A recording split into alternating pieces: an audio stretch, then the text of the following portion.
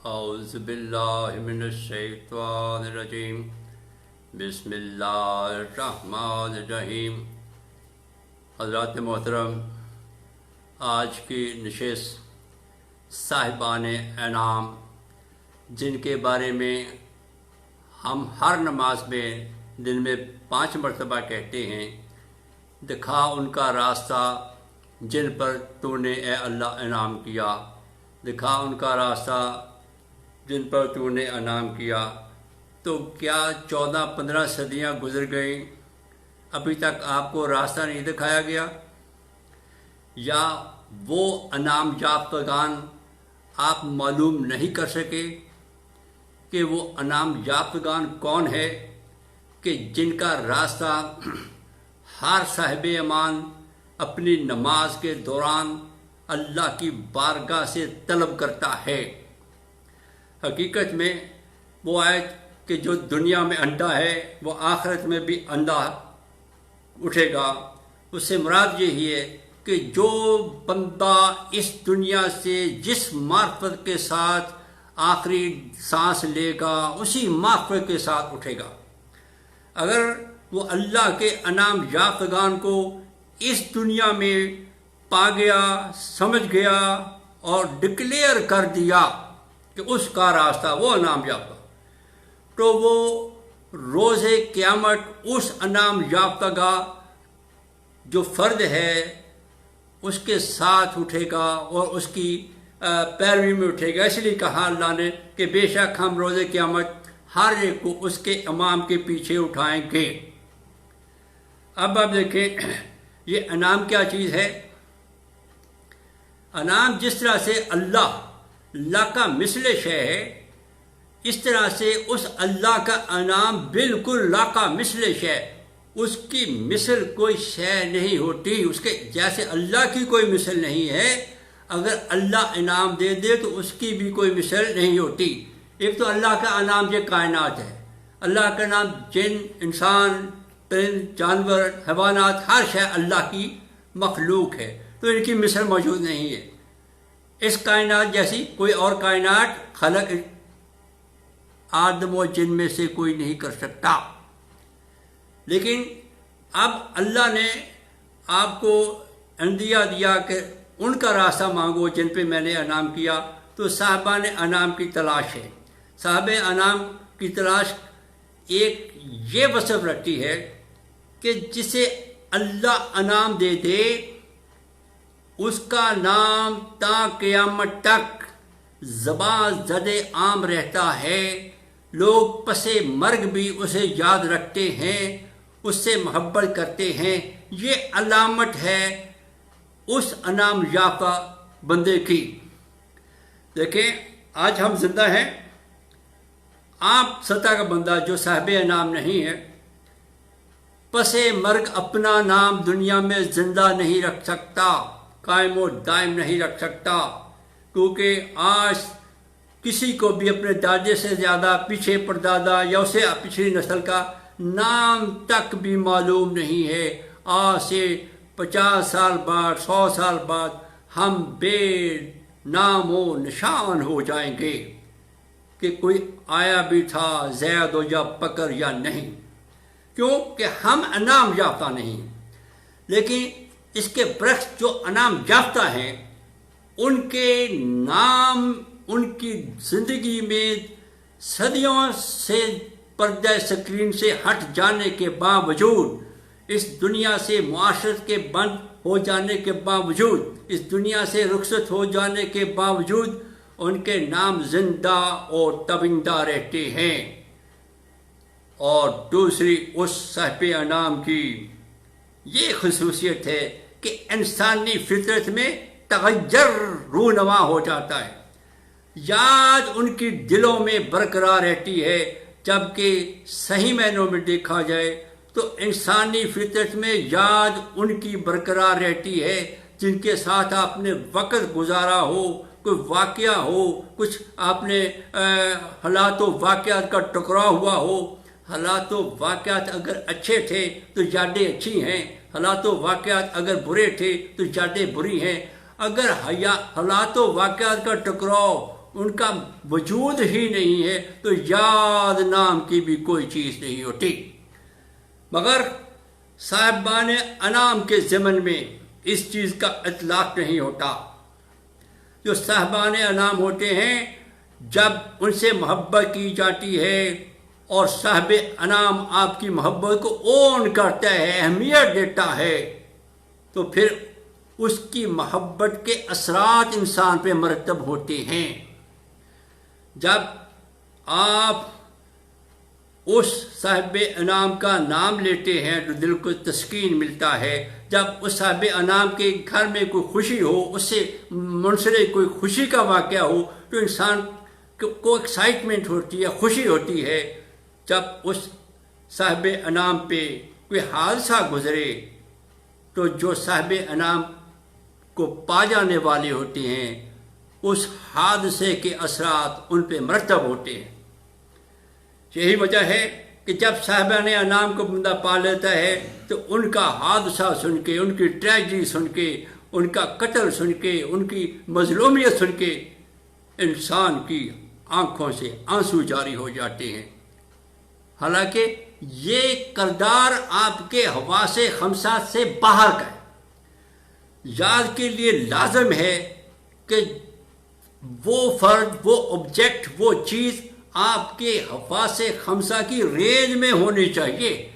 تب آپ یا لائک کریں گے یا ڈس لائک کریں گے، پسند کریں گے یا ناپسند کریں گے. جو چیز آپ کے حواس خمسہ کی رینج میں ہی نہیں، نہ آپ اسے پسند کر سکتے ہیں نہ اسے ناپسند کر سکتے ہیں. لیکن جب صاحب انعام سے محبت ہو جائے اور وہ آپ کی حواس خمسہ سے باہر بھی ہو، نہ ملاقات ہو، نہ ملے ہو، نہ کوئی مفادات کا اشتراک ہو، بلکہ صدیوں کا فاصلہ ہو، لیکن محبت ہو کہ اس کردار سے ہو، تو یہ صاحب انعام کی علامت ہوتی ہے.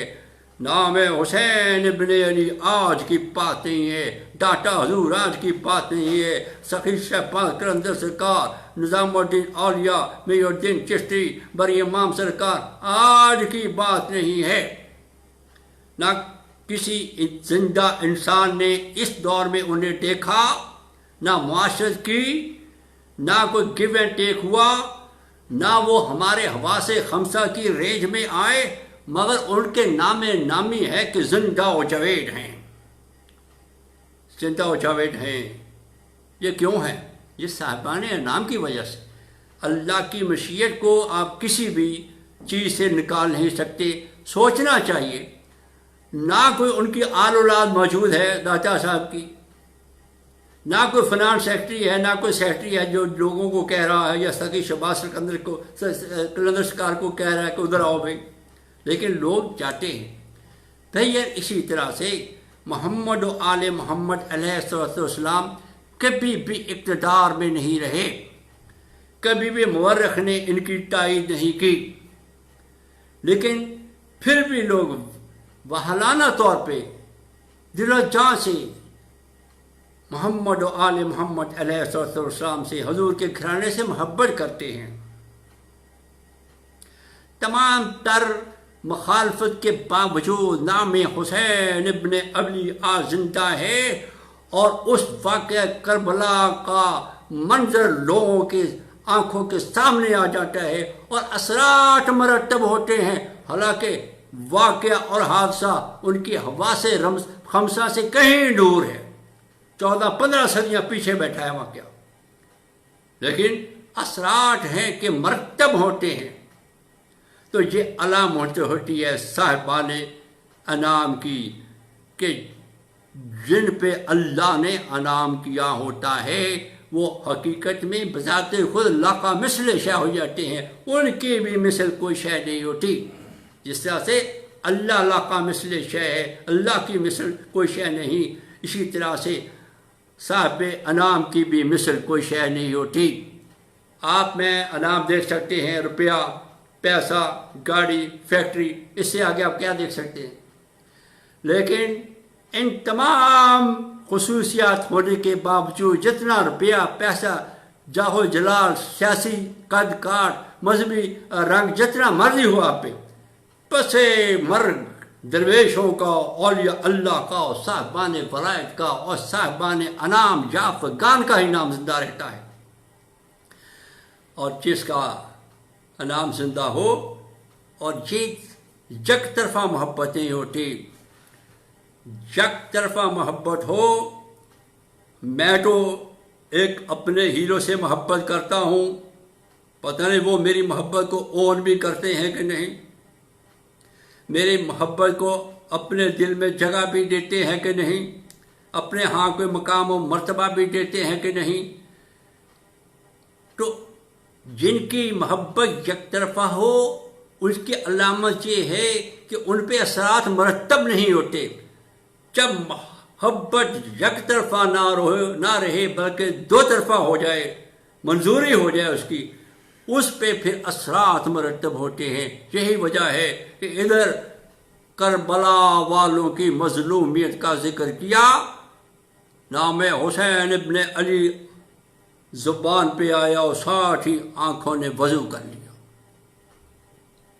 جبکہ حسین ابن علی علیہ السلام ہمارے حواس خمسہ کی رینج سے 15-14 صدیاں پیچھے بیٹھے، مگر اثرات ہیں کہ آج بھی ہیں۔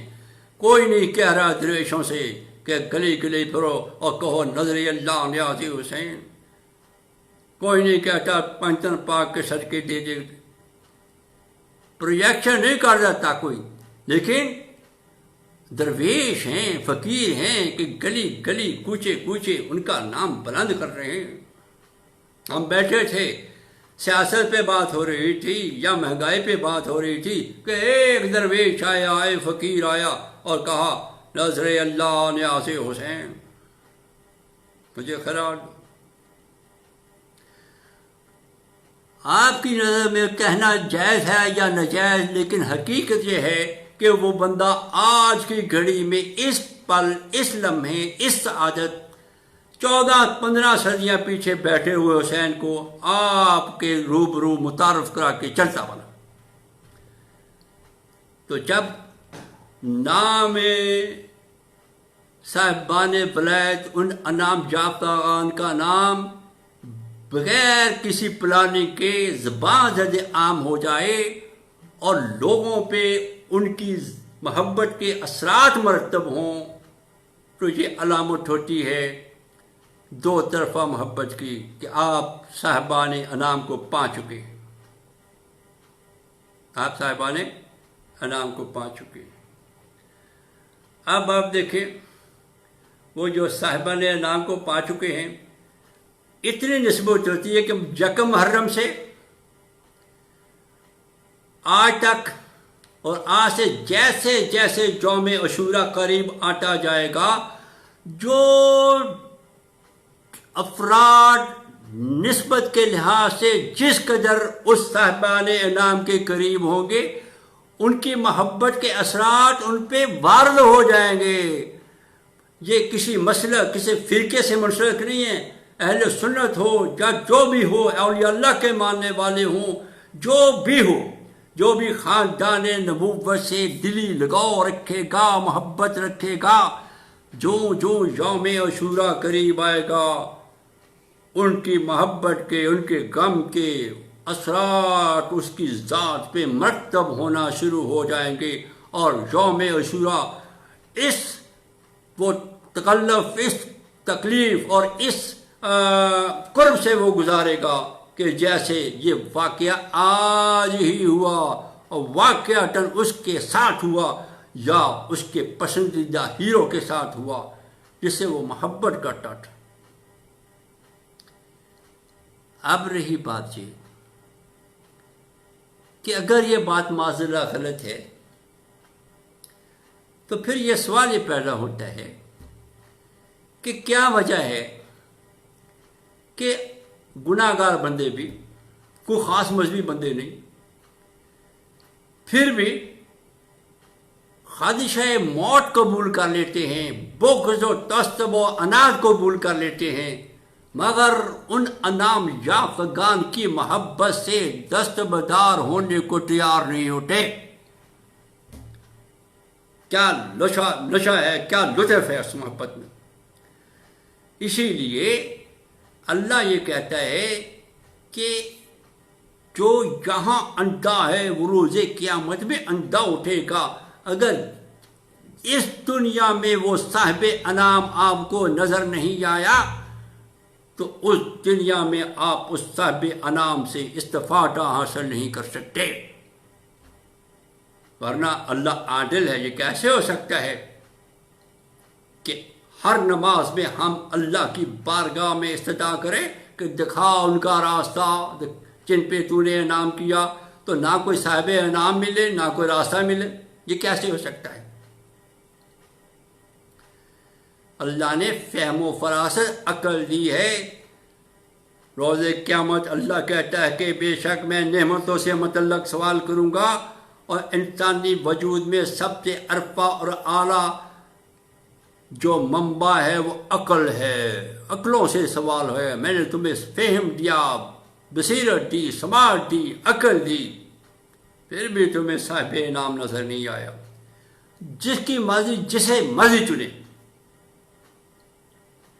چنے گا صاحب انعام کی حیثیت سے. اور صاحب انعام ہونے کی یہی دلیل ہے کہ وہ لاقہ مثل شے ہوتی ہے. اب آپ یہ کہیں گے اللہ کی صفت سے ملا دیا. بھائی صاحب ایسا نہیں ہے. اللہ کا دیا ہوا انعام بذات خود لاقہ مثل شے.